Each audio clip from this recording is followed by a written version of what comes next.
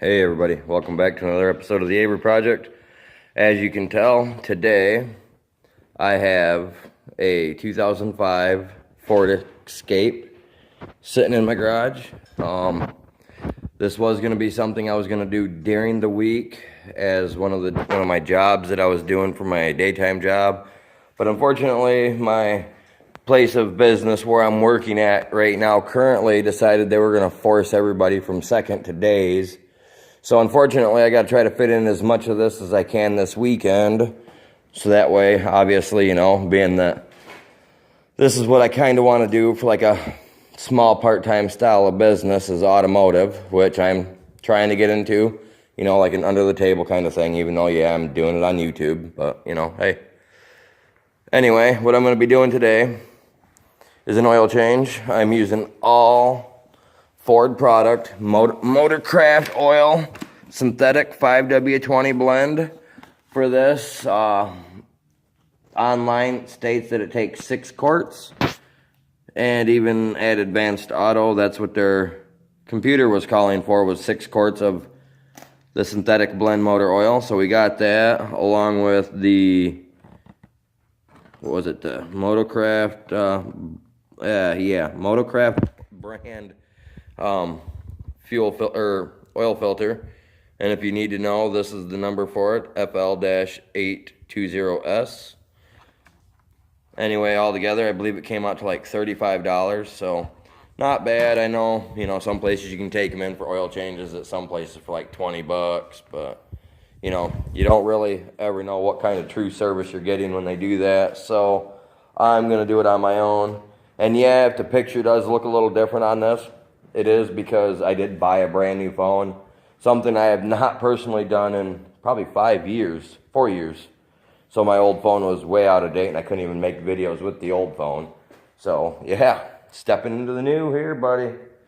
So either way, that's what I'm doing. I'll bring you guys back here in just a second. I'll go ahead and get this thing jacked up. I'll get the pan, obviously you can see it under there, but I'll get the tray slid up underneath the oil pan, get it broke loose. I'll start getting it drained, and then I'll bring you guys back and here in just a few minutes. So hold tight.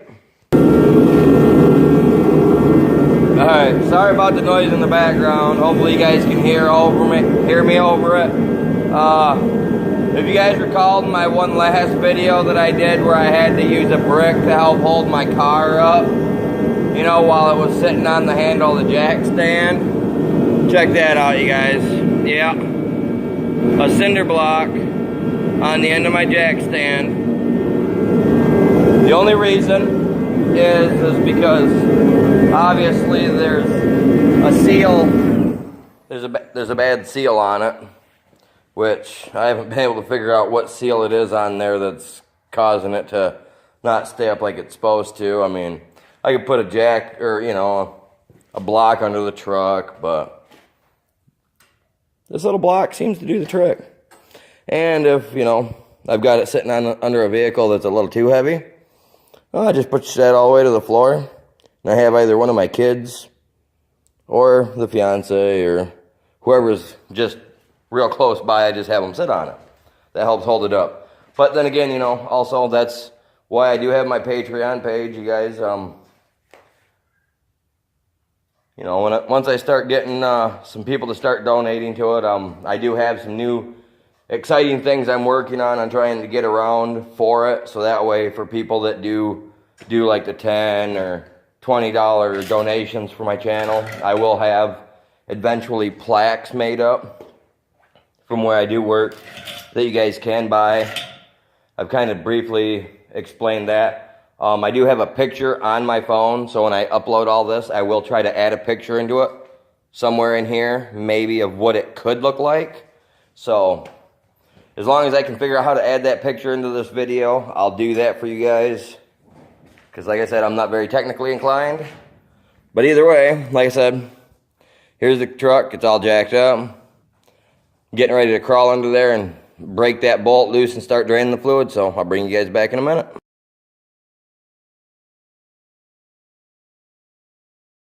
So I went ahead, I pulled the bolt out, I cleaned it up, And generally Fords are standards, I would have thought, but by the bottom of this bolt here it says she was metric. So I did go ahead and grabbed a 16 millimeter, went ahead and popped her out. I don't know about your guys, but mine's 16. I don't have a 15. None of the standards will fit. Obviously it's a metric bolt, so that's what I went ahead and did. I popped her out, drained all the fluid out. So now I'm going to go ahead and I'm going to reinsert the bolt back in, go ahead and get her snugged down. And then I'll go ahead and I'll set the truck down. Well, I got to pull the filter off. But I'll go ahead and I'll get this put back in, pull the filter off, get the new filter put in, and then go ahead and bring you guys back on in a minute when I get ready to start adding all the fluids in. We'll add the fluids and we'll check the dipstick. We'll see how she's looking, make sure she's up to snuff on everything, and go from there. And by the feels of it, we might have to end up getting a different plug for this, or maybe I might have to get a tap and redo this here eventually, because it kind of feels as if it's goes in so far and she just wants to spin a bit. So unfortunately we may have to replace the bolt on the bottom of this oil pan, which if so, that's a pain. That's not something I really want to do, but by the feels of it, that's why she's dripping a little bit of oil on the bottom. The bolt on this has been stripped a little bit, so that's always one thing on why it's better to always do your own oil changes. That way you know that you're only snugging it up, and if you do strip it out, you know that it's your fault and it's not the place of business where you may have taken it last to be done.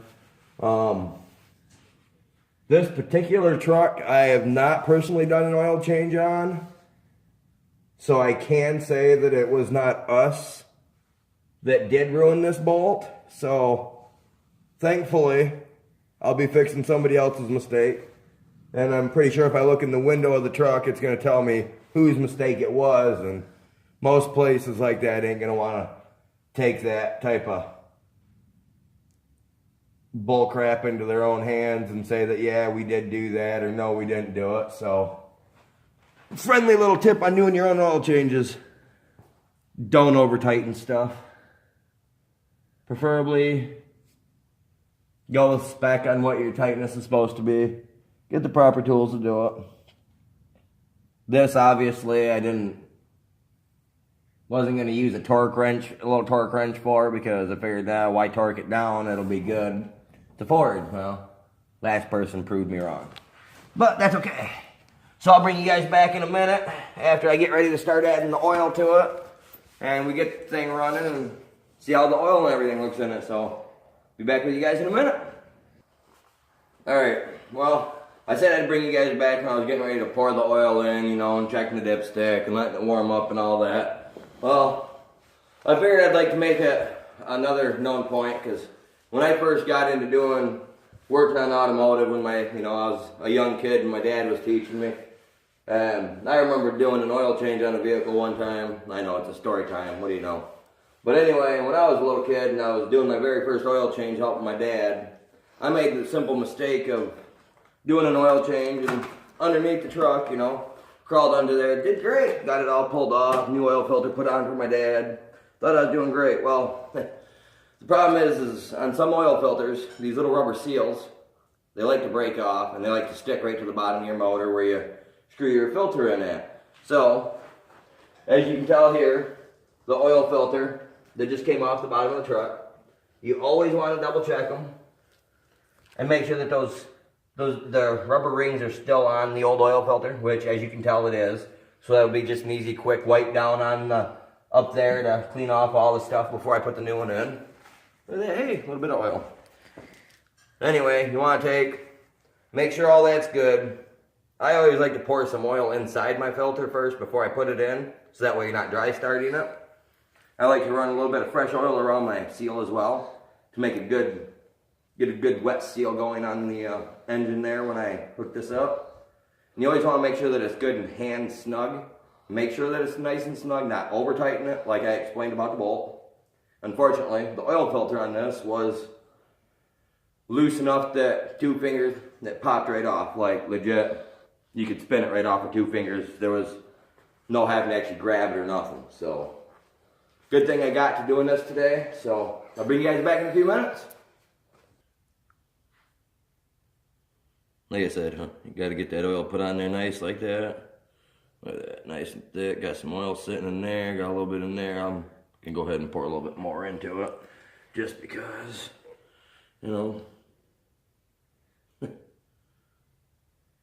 For all you non-Ford people out there, you always want to make sure better safe than sorry when it comes to a Ford. Sorry, Ford guys. Dad, anybody else that may watch this. Really? You don't care, it's just a Ford. Alright. And you guys are going to get lucky this weekend. I will be bringing you 2 of these types of oil changes. Obviously today with this. And another video that I will post either Sunday or maybe Monday after I get out of my normal job, which will be the BMW oil change. So you guys stay tuned for that one as well. But I'll bring you guys back in a second. I'm going to crawl under here, install this one, clean up the sealing area for this one. Bring you guys back when I'm pouring the oil in and getting it started. So see you guys in a second. Alright guys, well, I got the oil in, I got it all done. Double checked the stick. She's sitting maybe just a little over where she should be, but a little over is not too awful bad because I haven't got the oil pushed up through the motor yet, which, as soon as I remember where I put the keys to the truck, we'll go ahead and get it started. Hey, here they are. You can tell they're not guy keys, they got girly things hanging off it. Alright. We got her started up. Let it run for just a second.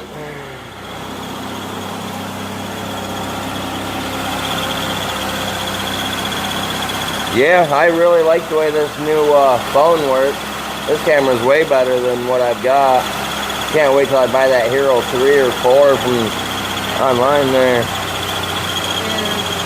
And about, it's either loose or warm. The moisture's getting into it.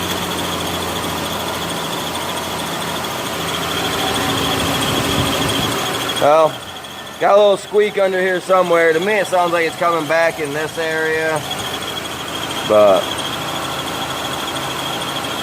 not sure. To me it sounds like it's coming from back here, like a chirping sound, like it could be coming from a condenser or something back in here.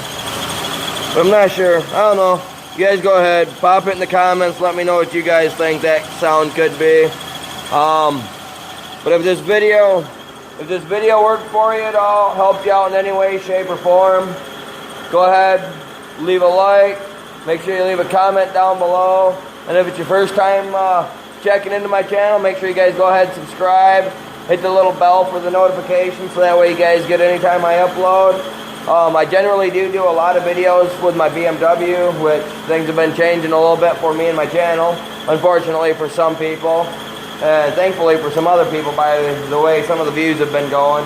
So I'm enjoying it. You guys go ahead and help me out. I will be coming up with an idea for, oh, that's another thing. Anybody that, this old coupe right here, if you guys like this and you guys would like to see me get this going someday in the future, maybe even start working on it sometime this summer. Maybe even if it's just me starting to get the body work, or maybe just trying to get this old motor to roll over. I want to at least hit 1,000 subscribers before I start working on something like that. So if that's something you guys want to see, go ahead and, I know it's virtually impossible on this video, but if it's something you guys want to see during the summer, let's try to get this video here to say 3,000 likes. And try to get me to 1,000 subscribers in the next 2 months. and I'll go ahead and try to start working on this car and start working on that motor. See if we can get something to work with this truck. So, yeah. We'll see how that turns out. Remember, what did I say? How many likes did I just say? 2,000? 3,000? 3,000. I believe I said 3,000. If I didn't, I'll double check my video anyway. But yeah, that and 1,000 subscribers. If I can get 1,000 subscribers in the next 2 months, I'll start working on this old coupe. It was a prized possession of my granddad. So yeah, let's see what we can do with that, you guys. Anyway, back to the Escape. Now that it's been running for a couple of minutes, go ahead. Well, I guess it'd probably be a little helpful to have some light. But as you can see, there's a mess under there. But anyway, go ahead and check. And actually, that doesn't look like it's leaking right there right now. I mean, obviously, you can tell there's no leaks going on. A little bit of oil that got on the manifold there had already smoked off down there. Which, for anybody that is curious, your filter is right there. So, yeah. Well, she's running good. The picture in this video looks crisp. So until next time, you guys, peace out.